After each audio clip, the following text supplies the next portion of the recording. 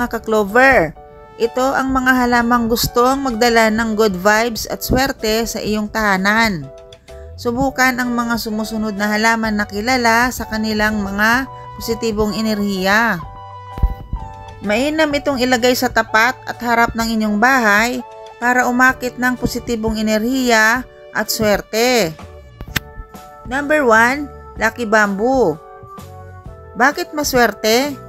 Sumisimbolo ng swerte, kahabaan ng buhay, at kapayapaan. Madaling alagaan at maganda tingnan. Nagdadala ng swerte sa harap ng bahay dahil sa mga sumusunod na kadahilanan. Simbolismo, kahabaan ng buhay. Ang matibay at patuloy na paglaki ng Lucky Bamboo ay kinakatawan ng mahabang buhay at kalusugan. Kapayapaan. Ang berdeng kulay nito ay nagpapahiwatig ng kapayapaan at harmonya sa swerte sa negosyo. Tips. Piliin ang may 3, 5 or 8 tangkay para sa mas malakas na enerhiya kung nais nyong ilagay sa tapat ng inyong bahay. Number 2, Pandan. Bakit maswerteng halamang ito sa tapat ng inyong bahay? Sumisimbolo ng yaman at kasaganaan. Ang matatalim na dahon nito ay pinaniniwalaang nagtataboy ng masamang espiritu. Ang halamang pandan ay hindi lamang ginagamit sa pagluluto dahil sa natatanging aroma nito, kundi mayroon ding itong malalim na kahulugan sa kultura at paniniwala ng maraming tao. Narito ang simbolismo ng kahabaan ng buhay at kalusugan. Ang pandan ay isang halaman na matibay at mahaba ang buhay. Dahil dito, ito ay nauugnay sa kahabaan ng buhay at kalusugan.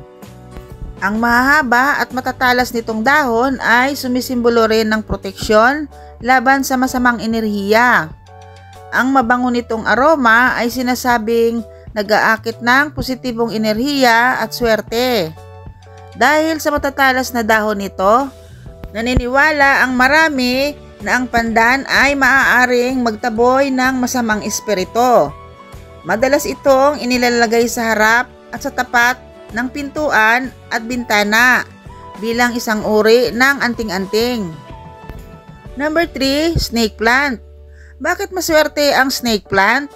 Dahil ang snake plant ay kilala bilang plant of immortality. Dahil sa tibay nito, sumisimbolo ng swerte at kayamanan.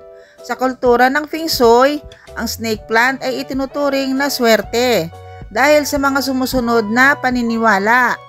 Pagtataboy ng negatibong enerhiya. Ang matutulis na dahon ng snake plant ay pinaniniwalaang nakakatanggal ng masamang chi or enerhiya na nagdudulot ng positibong daloy ng enerhiya sa tahanan. Pagdala ng swerte sa kasaganaan.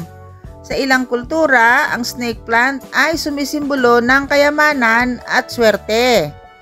Pagpapabuti ng kalusugan. Dahil sa kakayahan nitong linisin ang hangin, nakakatulong ang snake plant na mapabuti ang kalusugan ng mga nakatira sa tahanan. Number 4, Santan. Bakit maswerte? Simbolo ng pag-ibig, proteksyon at swerte. Ang maliwanag na kulay nito ay nagdadagdag ng buhay sa anumang espasyo. Sa kultura ng mga Asyano, maraming dahilan kung bakit at itinuturing na swerte. Sa kultura, ang mga halaman ay may mga simbolismo at kahulugan ang santan. Dahil sa maganda at makulay na mga bulaklak nito, ay madalas na nauugnay sa pag-ibig, passion at kagandahan. Ang katangian nito ay maaaring maiugnay sa swerte at positibong enerhiya at pagkakaroon ng aesthetic appeal sa isang tahanan at maaaring maiugnay sa swerte at good vibes. At mainam itong ilagay sa tapat at harap ng inyong bahay para umakit ng positibong enerhiya at swerte. Number 5, Money Plant. Bakit maswerte sa harap ng bahay ang halamang ito? Tulad ng pangalan nito, sumisimbolo ng yaman at kasaganaan. Madaling alagaan at may magagandang braided stems.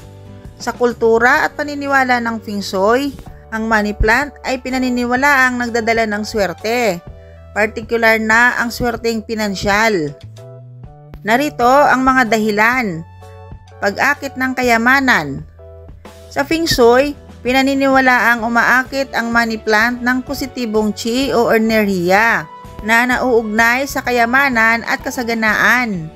Ang paglalagay ng money plant sa timog silangan na sulok ng silid at labas ng bahay ay itinuturing na mapalad dahil ang lugar na ito ay nauugnay sa kayamanan at kasaganaan sa Feng Shui. Ang luntiang mga dahon ng money plant ay nagdudulot ng pakiramdam ng kalmado at kapanatagan na maaaring mag-ambag sa isang positibo at maunlad na kapaligiran. Lokasyon. Ilagay ang mga halaman sa lugar na may sapat na liwanag. Enerhiya. Panatilihing positibo ang iyong enerhiya habang inaalagaan ang mga halaman. Ang pagpili ng halaman ay nakasalalay din sa iyong personal na panlasa at sa klima ng lugar. Disclaimer lamang po, habang ang paniniwala sa swerte ng mga halamang ito na pangunahing batay sa kultura at espiritual na mga kasanayan, mahalagang tandaan na ang mga halamang ito na may mga tunay na benepisyo. Importanteng tandaan, ang pagiging swerte ng isang halaman ay isang subjective na konsepto. Ang tunay na swerte ay nakasalalay sa ating mga pagsisikap at pananampalataya.